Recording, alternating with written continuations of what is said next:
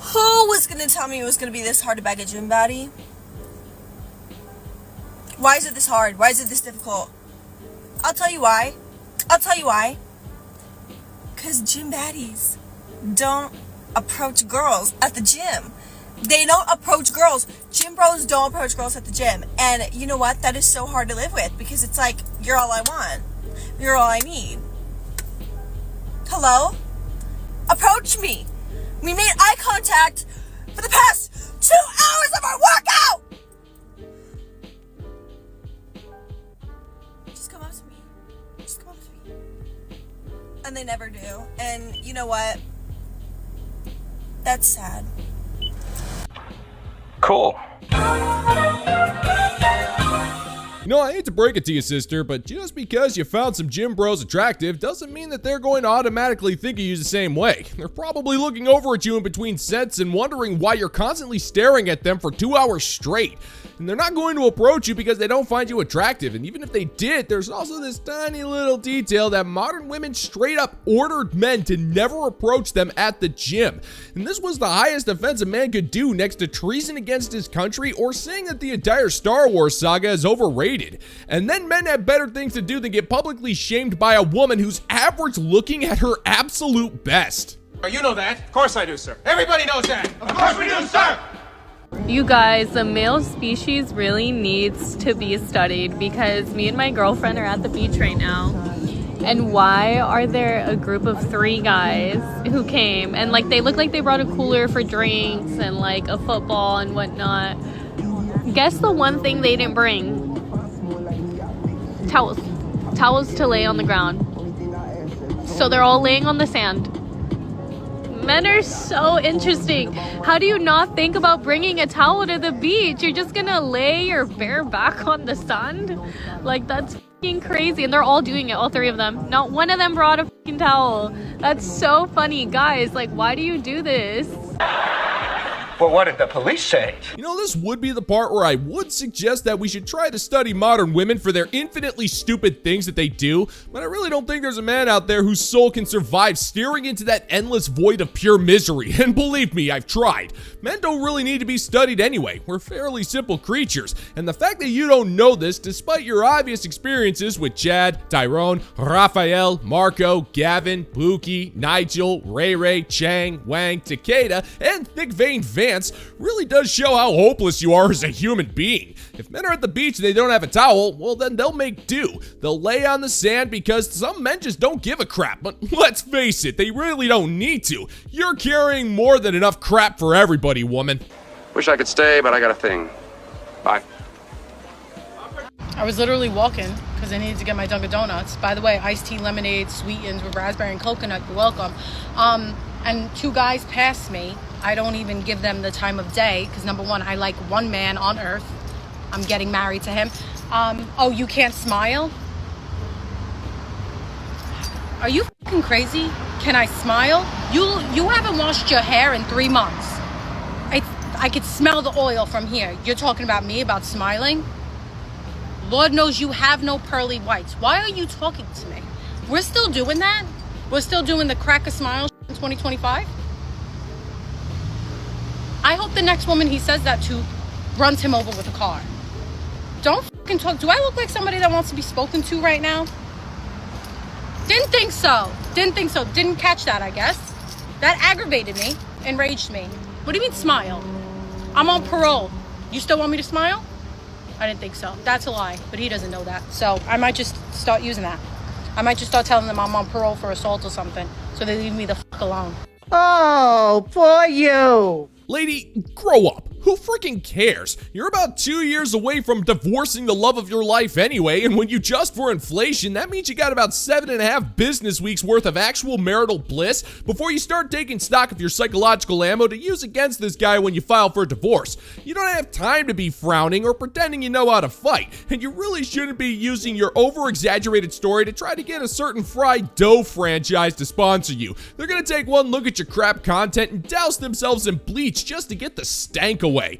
And also, on a separate note, if this franchise is looking to branch out, drop me an intergalactic space line. I like overpriced donuts that are more chemicals than dough. So what do you say, donuts that you can dunk? I mean, I couldn't be any worse than Pacino, right? You want creamy goodness? I'm your friend. Say hello to my chocolate blend. So I need your help. I need you to let me know if I need to freak the out or if I need to take a chill pill. Okay, because I'm kind of freaking the fuck out right now. I've been seeing this guy. Okay, we're not official, but we've been seeing each other.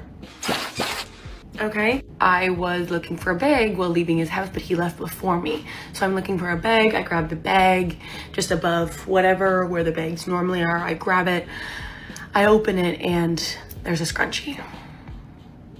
There's a scrunchie. It's not my scrunchie. It's not my scrunchie. But there's a scrunchie. So I sent him a picture and he says, where did you find that?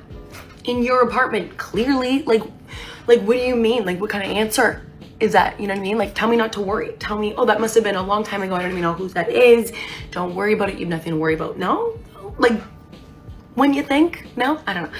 Okay, so do I cause a fight? Do I cause a ruckus? Or do I let this shit go? Please let me know.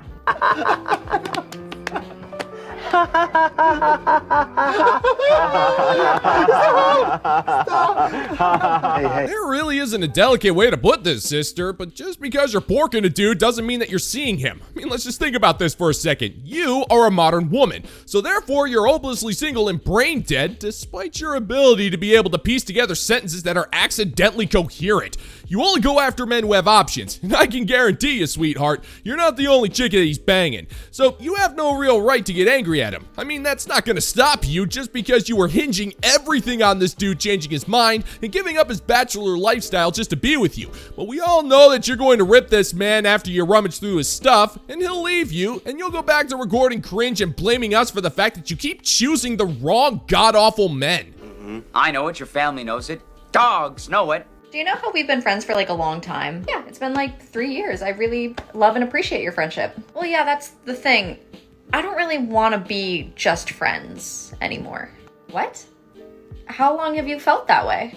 Since the beginning of the friendship. But I was in a relationship for that entire 3 years. Yeah, and I totally respected that, but now that you're single, I just figured that it was my opportunity to make a move. Okay, hold on a second. So you're telling me for the entire 3 years that I have known you and confided in you and considered you a close friend, you've been like kind of just waiting in the wings to try and date me? Well, I wouldn't put it like that, but yeah, I've had feelings for you for our entire friendship. But I've been talking to you and treating you in a manner that I would never talk or treat someone who I knew was interested in me in a romantic context. I feel super blindsided by the fact that you've just been kind of like waiting for me to need a shoulder to cry on so you could swoop in and be with me. I just figured once you're done dating all these fucking losers that like you would see that I'm really a nice guy and someone who's been consistent in your life and you would date me. The fact that you're completely willing to throw away our very close friendship for the chance to sleep with me, no, I actually feel super betrayed by that. You're a bitch. Man, that's just mean. That's mean, man. Oh, come on, woman. No, you were not blindsided. You knew this guy had a thing for you. The thing is, you didn't feel about him the same way, which is totally fine. That's your choice. But you had no problem using this guy as your emotional tampon as the bad boys got access to your grease-slick swamp cavern of salty damnation. You're not the victim here, sugar. You are, in fact, the perpetrator. You put this guy in the friend zone to use him for everything that your boyfriend wouldn't. And the second he brings up the fact that he had feelings for you, you judged him for it and made it his fault. But if anything, you getting angry at him was the best thing you ever could have done, because now he can finally realize what an ugly broad you are on the inside.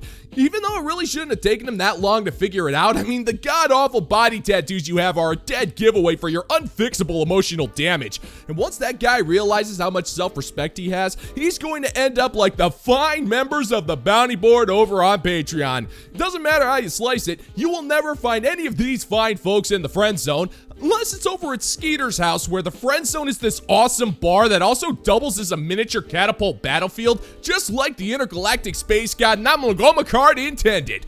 All hail! And if you're interested in supporting the channel, check out the bounty board over on Patreon, where $5 a month gets you access to exclusive content you're not going to find on YouTube. The link's in the pinned comment down below if you want to check it out. If you have a single friend who lives alone, supports themselves entirely, and works all the time, please check on them, because it is so exhausting at times. Like, today, this is so stupid. Like, I wouldn't take living alone over anything else. Like, I don't want roommates, and I'm enjoying being single and like not having to worry about anyone but myself and my friends. But like today I cried because I had to take a bag of trash out by myself, and because I didn't have anyone to just like make me breakfast or help me do the dishes, or like, it is truly exhausting supporting yourself and working and just doing everything by yourself. So if you're single and you live alone, I hear you. And Woman, that whole thing that's causing you exhaustion is called being an adult. And when you're an adult, you're going to have to make your own food and take out your own garbage and shave your own legs without demanding some form of a cashier's check as a congratulatory prize. The vast majority of grown-ups out there are doing the exact same thing as you, and they're not having an emotional meltdown just because someone isn't cooking them breakfast. They grab a box of Fruity Pebbles, dump some milk on top of those things, and then go back to the salt factory. And for the record, your kind asked for this. In fact, you straight up demanded it. You told men that you didn't need them, that you could do it all on your own. And now that you have the opportunity, you're not only failing, but you're failing so badly that you pour the milk first before pouring the frickin' cereal, which makes you worse than the scum of the earth as far as cereal people go. I see you. It's tough. It is truly, it's a lot. And don't get me wrong, I love it. I'm so grateful that I can support myself, but God damn, dude, it is tiring. I'm so tired doing everything by myself all the time. I clean my house. I do everything. I don't have any help. I mean, I have friends that check in on me. Thank God, I love them so much, but holy cow, I'm so tired doing everything by myself. And I'm enjoying this time in my life, but I'm exhausted right now. Oh, bitch, bitch, bitch. You know, I don't know what to tell you, sister. You're endlessly complaining about how you're so exhausted, but you're happy to be hopelessly single, but you're tired, but you don't want anybody in your life, but you want your friends to call you more. I mean, which one is it? Because you're trying to make it sound like you're living your best, worst life imaginable. Or is it the worst, best life? Well, either way, I guess it really doesn't matter. Both involve a slew of grown-ups telling you to quit your complaining and get on with it like the rest of us. I honestly don't know what you were expecting when you entered into adulthood. I mean, you could have asked literally any grown adult that was gainfully employed, and they would tell you that it's not all organic fruit and god-awful tattoos. And there's literally anybody who could have told you that. But who needs advice when you got blind assumptions and an echo chamber that'll stomach your bitching, am I right? Okay, princess. That's it. The fairy tale is over. Welcome to real life. Most hilarious thing is when these men say, oh, they're just using you. No, actually, crusty old man, I'm using them. This is referring to older women dating younger men. Men don't understand this. Since they don't understand it, when we put it in plain English, let's try to kind of switch it up and maybe put it in terms that they do understand. Just like corporate America has scaled back greatly on the jobs that they hire for. Women are no longer recruiting men for the role of relationship or marriage. Now, of course, it's not all women and it's not all of corporate America, but the amount of jobs of husband or boyfriend are greatly dried up. I quit. I quit. Well, never send Granny Gertrude to do a job that a man can half-ass and still do significantly better. So let's go ahead and use your stupid analogy there, Gertrude. You got this corporation that's hiring. It requires a doctorate degree. You must be able to work 24 hours a day, plus be on call for emergencies. If you're caught taking a break, you're fired. If you're caught on your phone for any reason, you're also fired. If you say the wrong thing, you're out on the street. But if you say the right thing, you are fired so hard that you'll never work again. I mean, come to think of it, you have to try very hard in order to keep this job. The pay sucks, the boss treats you like garbage, and no matter what you do, you're going to get criticized by that that boss who has no idea what you do but is convinced that they can do it better. Oh yeah, and it's also a janitorial position, which involves cleaning up every single one of your messes, to which you have several, and it's also going to make us feel like we're covered in filth all day, every day. And you're acting like we're all competing to try to get this job, but we're all just looking at you and asking, why in the hell should we apply for such a terrible thing? I mean, I'm sorry, Granny Gertrude. We couldn't care less about what job you're hiring for because we don't want it. Women are at best now onboarding men for freelance or contract work. They have a very defined scope of work, and once that job is done, they're done with that contract worker. In terms of dating, marriage, and relationships, it is an employer's market. It is a woman's world. Women have full control of their lives and thus decide the faucet of how much they're going to turn on and have a man in their lives.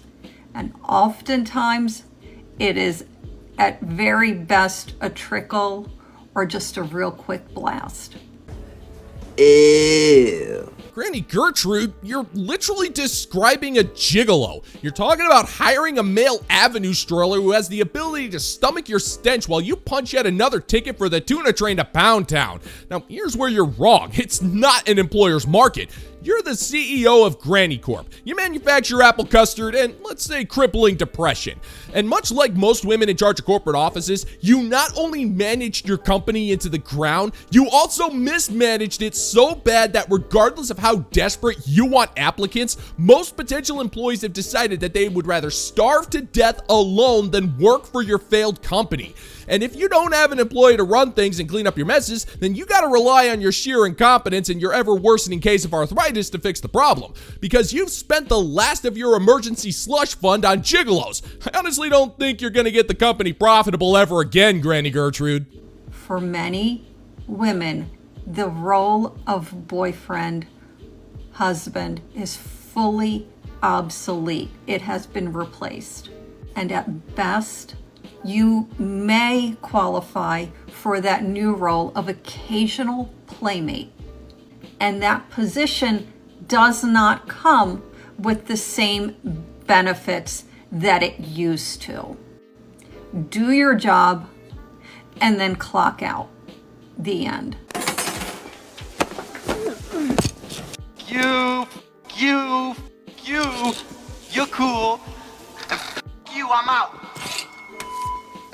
You have got to be one of the worst CEOs in the world, Granny Gertrude. You see, not only have you destroyed your own company, but you're acting like this company is worth working for and that men should listen to you. But why in the hell should we? You've already made it clear that you're not willing to do anything for us. You just want to use us to pork you. But Granny Gertrude, I gotta tell you, that's not only disgusting, it's also incredibly rude. I mean, think about it. All you do is go on and on about how all men do is objectify you and how all we want is sex. But when you do it, it's all because you're a boss and we must get in line if we want a chance to see you naked. But I gotta tell you something, Granny Gertrude. Watching you take your clothes off in front of people is a punishment for certain war crimes in Sector Sigma. And trust me, sister, nobody deserves that level of unadulterated torture.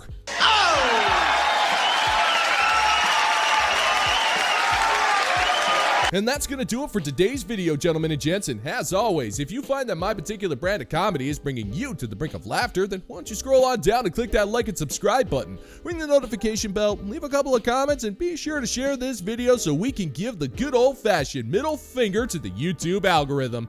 Thank you once again for checking out the new video, gentlemen and gents, and until next time, peace out, homies.